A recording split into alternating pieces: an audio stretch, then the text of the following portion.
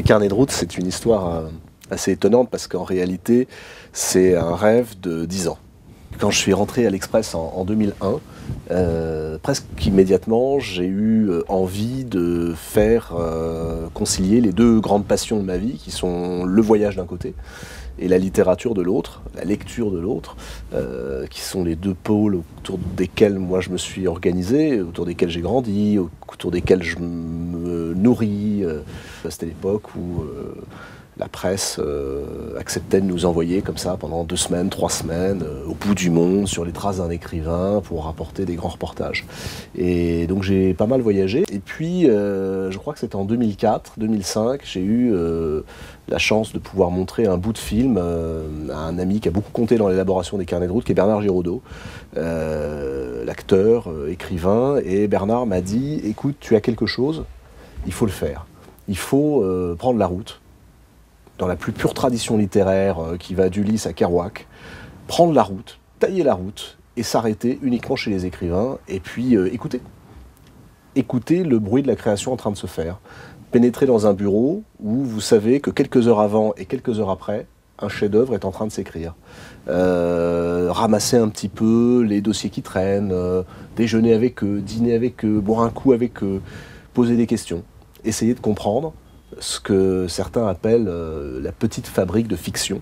Il y a eu le choc aussi du 11 septembre 2001, avec ce qui en a suivi, c'est-à-dire des écrivains que plus personne ne venait voir aux États-Unis. Norman Mailer, Susan Sontag, Arthur Miller, tous morts aujourd'hui, étaient complètement déconsidérés.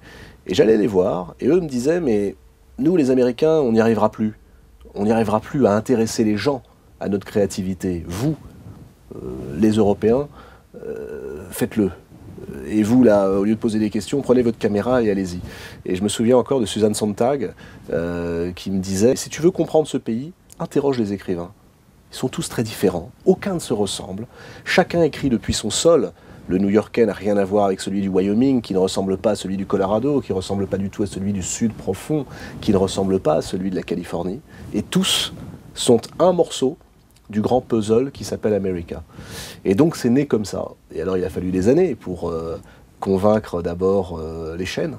Quand je suis arrivé ensuite à France 5 en 2008, donc oui, on passe quelques temps, j'en avais parlé au directeur des programmes de l'époque en lui disant, bon, moi je veux bien venir faire une émission littéraire, bien sûr, mais surtout j'ai ce projet. Qu'est-ce qu'on fait? On le fait pas? On m'a dit à l'époque, oui, oui, très bien, et puis c'est resté dans un carton. Et puis au bout d'un moment, les cartons ont pris l'eau.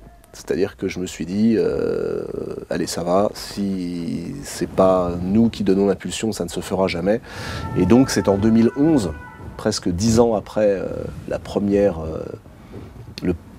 pierre du rêve, que là, avec Adrien Solan, qui est le réalisateur, on s'est dit, allez, on va casser la tirelire, et puis se prendre 3 mois et demi, et partir sur la route. Et on a commencé évidemment par l'Amérique, parce que la route c'est l'Amérique. Et puis parce que c'était aussi cette littérature qui depuis 10 ans, moi, me fascinait.